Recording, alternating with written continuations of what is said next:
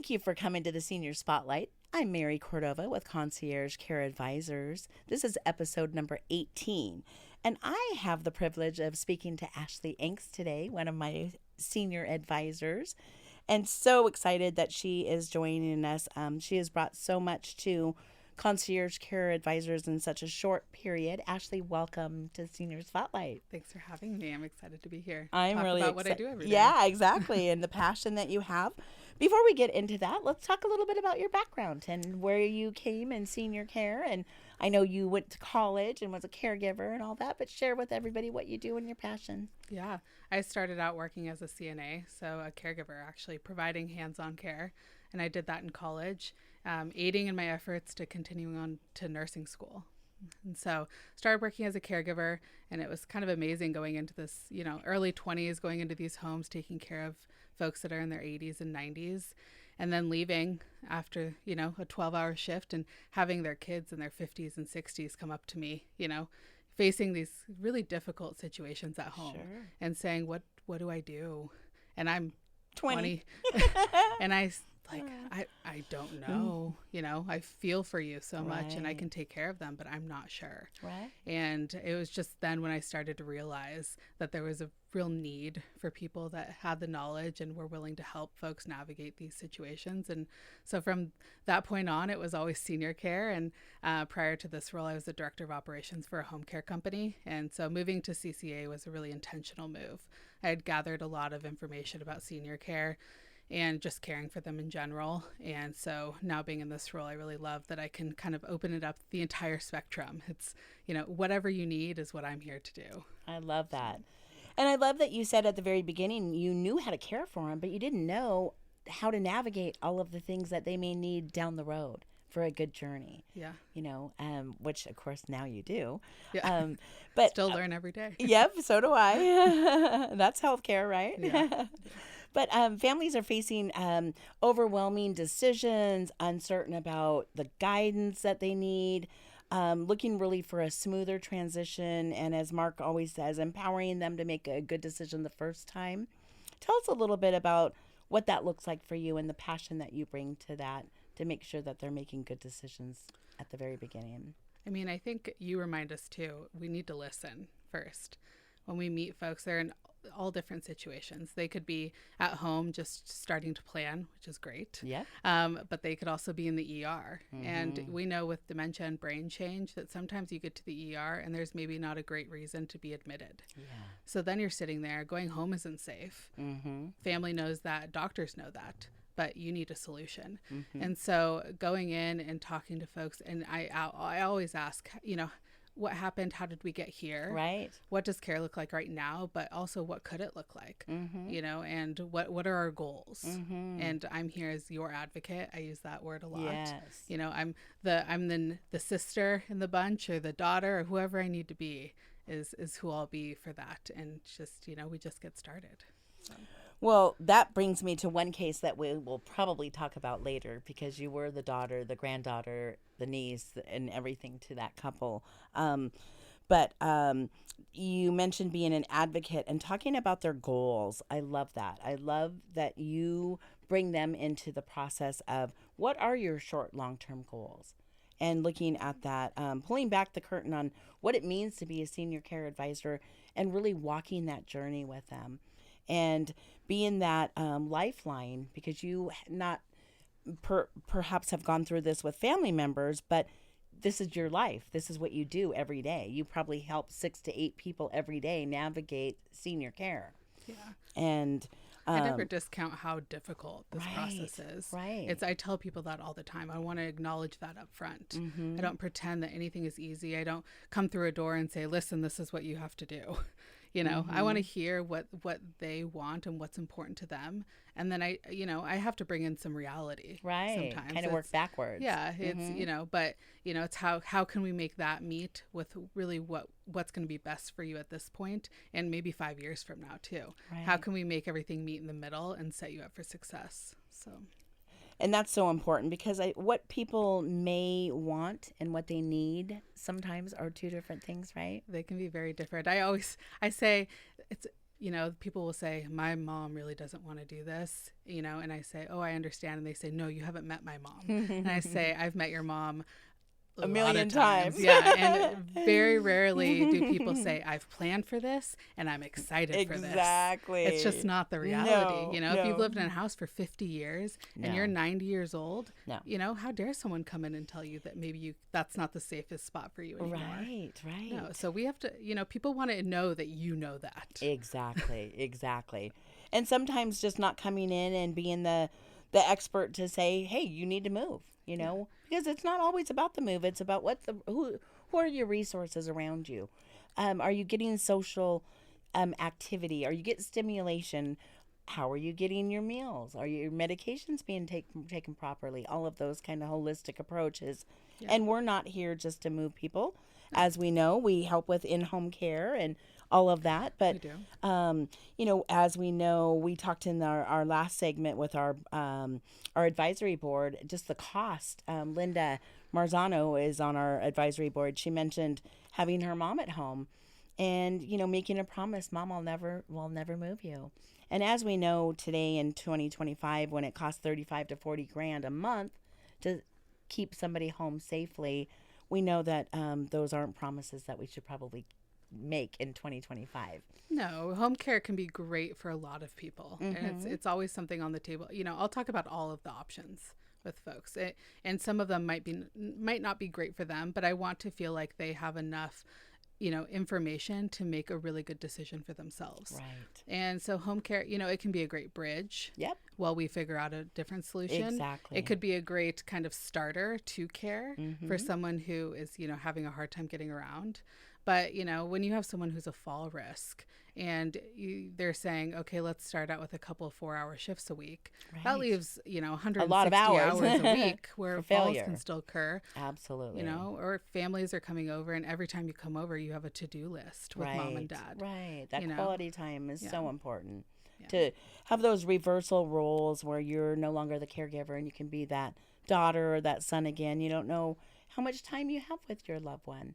Yeah. So be able to have that quality time is so important. Can you talk a little bit about how you recommend things and how the directors of family services help behind the scenes and how you're hands-on with your patients and their family members when they're in crisis? Yeah. I mean, how I'm suggesting things or recommending them is really I'm listening to what's going on. I'm looking at care. I'm looking at our diagnoses. What do we have a progressive? Do we have dementia, Parkinson's, MS? Right. Because I don't know exactly what's going to happen. Right. But I can make an educated guess on some aspects of care and how they're going to increase. Mm-hmm. And so we're talking about that, and then the finances is a really big piece of it. It's not a secret to anyone that senior care is expensive. Right. And so how can we make your money last and plan for the future? There's some people that, they didn't plan, but they are well resourced. Mm-hmm. But there's also folks that have a limited amount to make things work. And so, we need to look at the reality of the situation and the care needs and the cost and kind of put those together. Right. And from that, I will lay out kind of two different paths, but I will explain the pros and cons of both of them. Right. And I'm not going to shut down anyone. Sometimes they need to see something too. Exactly. To kind of have a good baseline because, usually when we're doing this, even if you're, your son, daughter, whoever it is that I'm working with, they could be 60, but this is their first time handling this specific thing. Absolutely. So I want people to just feel like they got what they needed to make a decision that they're comfortable with. And then, I follow them through the process. Mm-hmm. This isn't just transactional, we're done. Right. We make sure that it's the right fit and that it's successful. And I love seeing them, kind of thriving in their environment that they're in. So wonderful. Yeah. So you don't give them just a list. You take them out to 3 places and meet them and tell us a little bit about that. And also the directors of family services that do the searches for you. No, it's a hands-on. So I always tell people when I first talk with them, would you like to meet in person? I can do everything over the phone if you'd like, but, outside of touring. Right. But I will come meet you in person, however is most comfortable for you. Putting eyes on someone really does help me. Especially in their own environment. I think that really shows you a lot as well. I can pick up a lot from just watching someone move around a room.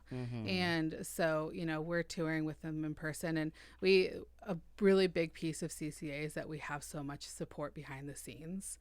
And, if I was just doing this on my own, we'd get it done, but there'd be a lot happening. And so the Director of Family Services, they just, the fact that they're there to support us, and not only just with our searches and finding the right solutions for folks at the right cost point, but also just keeping up on those DSHS reports and making sure everything's being done above board. I mean, it's just a lifesaver, especially when you need to move quick. Yeah. People will be worried. There's, I can see kind of the heaviness on their shoulders or the concern behind their eyes sometimes when they know we need a fast solution. And I tell them, I'm not worried. Right. We will make it happen. We'll still be thorough. And it's because we have such a great team to help aid in that process. So. Wonderful. Yeah.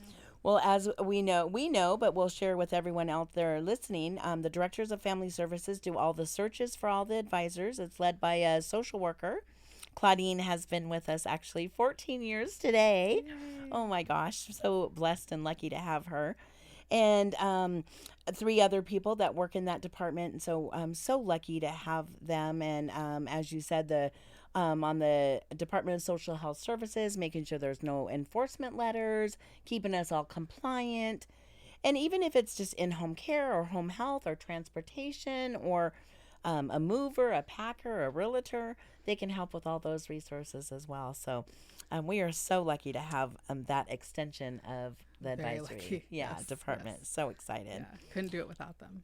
Can you tell us a little bit about what your day looks like? You might get up and think, I'm going to go call on some skilled nursing centers and hospitals and just share some coffees today, and then you end up with somebody in the emergency room. So your whole day changes. Tell us a little bit about a day in an advisor. That was last Friday.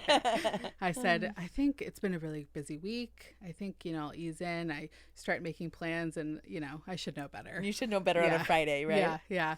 So, your poor fiance. It's very understanding.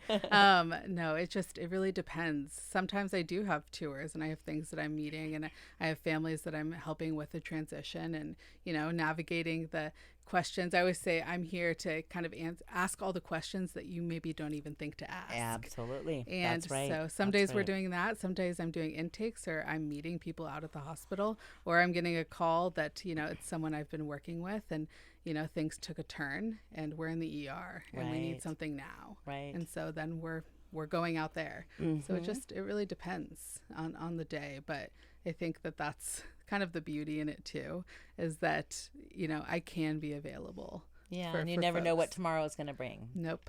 Nope. I got a call from an advisor today, and she made a transportation commitment for a patient that just needed transportation from the clinic to the hotel. And the transportation company couldn't come through. And so Linda called me today and said, is it okay if I transport, because he really needs somebody to show up? And I'm like, absolutely, that's what we do. Yeah. So I remember literally packing up somebody, moving their belongings, and I have talked to you about so many cases. I know I also had a case that somebody moved here from, actually they came to visit, I want to say from New York. They took a fall, and it ended up being that the family decided he just needed to stay here. But then the family member needed to fly back to check on mom.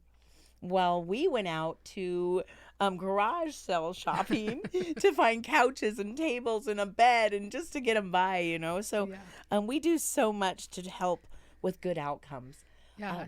I'd love to hear a story or two about your good outcomes on something that you have done with a family member. The one that I remember is the daughter back east, and the mom that was in the memory care, and the dad that just couldn't live without her, but didn't realize that she needed so much care, and he got in a car accident and all of that. Yeah. No, There's, you can ask families what they're, what is your barrier to this happening right now? Yeah. And if it's something like, getting this or picking up that, I'm like, take it off your I'll do it. Yeah. It's not a big deal. Yeah. Exactly. It feels big because they're in this really hard spot where everything feels heavy. Yeah. So, but everything's that's an not, obstacle. Yeah. This is what we do every day. And so, but yeah, just navigating, I mean, it's very difficult when you have a couple where both are experiencing brain change. Yeah. It's just, because you can't reason with someone. Yeah. And they don't know that they need help. No. And I always, the kids, it's hard. It is hard to get into a situation where you now feel like you need to tell your parents what they need to do. Yeah, that's so hard. Yeah. But I've also seen it where if you don't, the outcomes are not good. No, those are the worst ones. Yeah, you have to stand up. And what I tell people is when your parents are no longer making good decisions, you have to make decisions for them, not always with them. Right. And empower them to do so. Yeah, when they're jumping in their car. Driving. Yeah. And leaving their, someone talked about their dad leaving his car just out in the middle of the road, door open, couldn't remember where he was and just walked away. Oh my gosh. And that's it's so just scary. But I feel so bad about taking the keys away. Right. I understand that. But also, what if they were to, God forbid, hit somebody, kill somebody? Themselves. I mean, themselves? You're going to live with that? Yeah. It's Don't forget about the keys. No. I've had people too say the car was stolen. Yeah. But you have to do what you people have to feel do guilty. to keep people safe. That's okay as long as they're safe. Yeah. We undid my mom's battery, If we're keeping people safe, then we're doing the right okay. thing. And, we would really kick ourselves if we didn't just kind of do what we knew needed to be done in the situation, even if we felt bad. Exactly. It's okay to feel a little bad if somebody's safe and going to be alive tomorrow. Yeah. Mm-hmm. And so it's just, but yeah, I will step in wherever I need to. That's what helps me sleep at night. If people reach out, because like I said earlier, this is not a transaction. Right. It's not, I need this. Here you go. Okay. Have a great life. Right. You're following them until the end of life. Yeah. Sometimes it's it's a text in the middle of the night and it says this happened and I really need help. Or, it's just, sometimes it's just a call to say, I had a husband and wife and, the husband did everything to the house because he was staying in that house. Mm-hmm. But it got to the point where it just was not safe for him. Right. And so wife made the decision and we found him a really great place to transition into. And, it took some calls afterwards where she was saying, I just feel so guilty. I feel relief and guilt. Yes. Both at the same time. Yeah. And so it was talking to me and it was just, through the situation, and it's hard, but as time goes on, we do understand why we make decisions that we do. Exactly. And it's so hard for spouses. As we share with people is you can care for people as long as they're safe, but once they no longer are safe, you got to make some decisions. Yeah.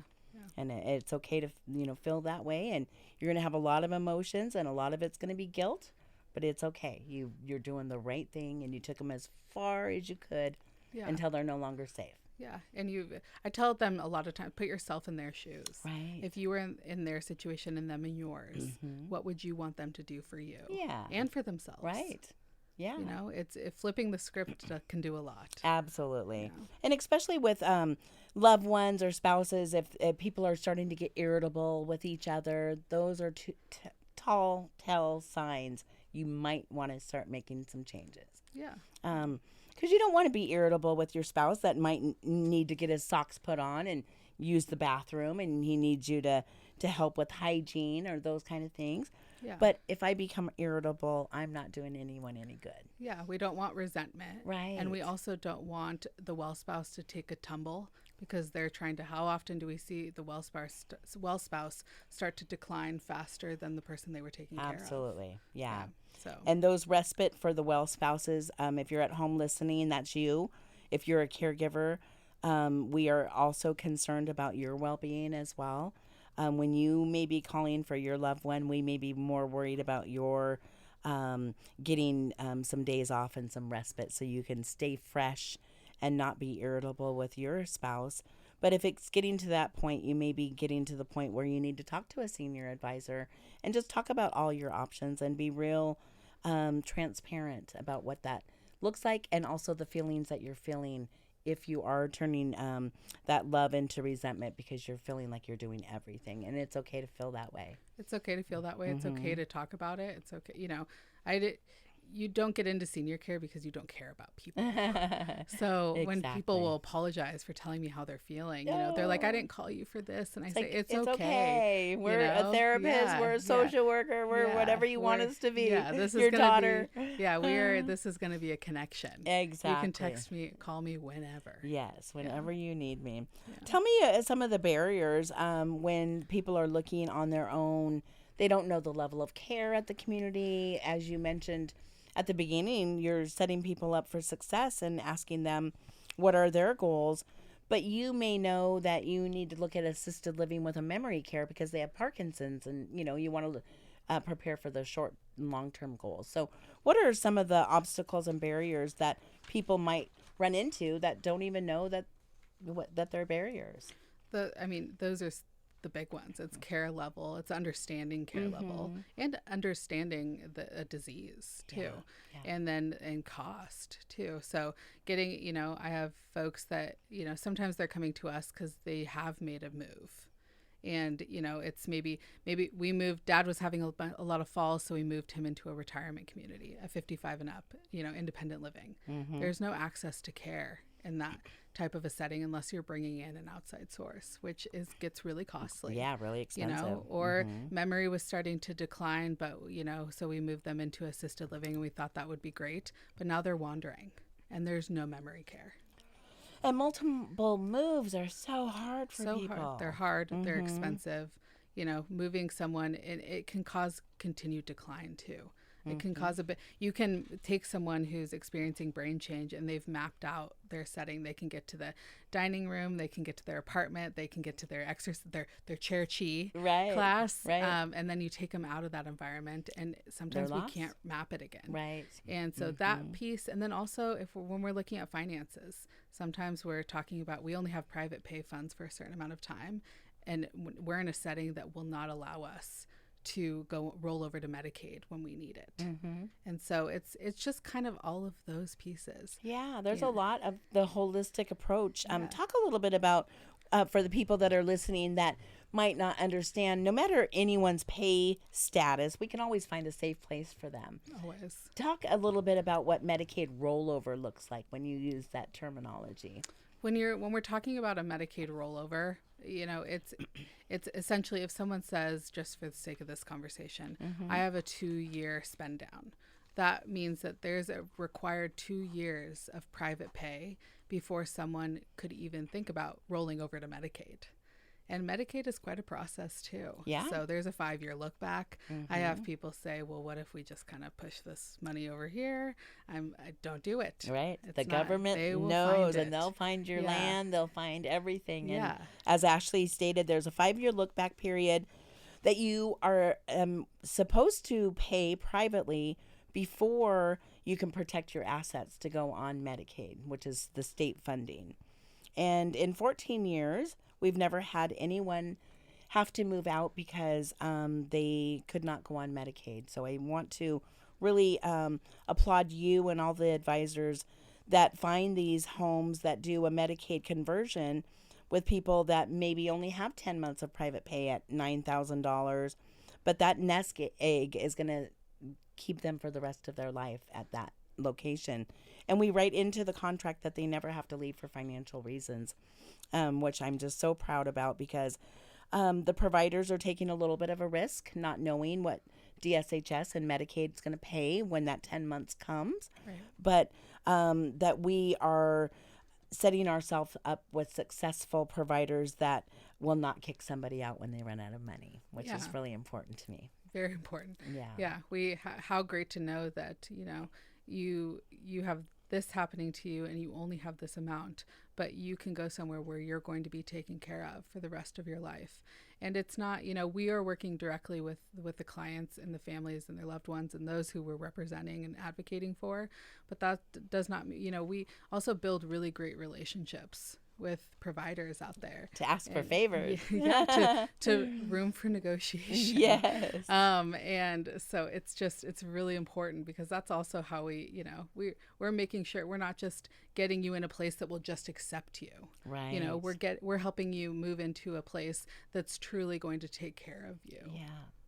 And it's maybe you're moving in with only 6 other people, and we find out the mix of those other 5 or 6 people to make sure it's a good match as well. Yeah, people worry about that. But I ask, what do you love to do? What have you always loved to do? Are you social? Yeah. Is having people that you can chat with really important to you? We're going to make sure that the resident population is something that you would really mesh well with, because that's what's important to have, a day where you thrive.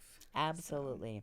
And all this modern technology and AI, I will be proud to say that our search process will never change and never go to AI, because these are people.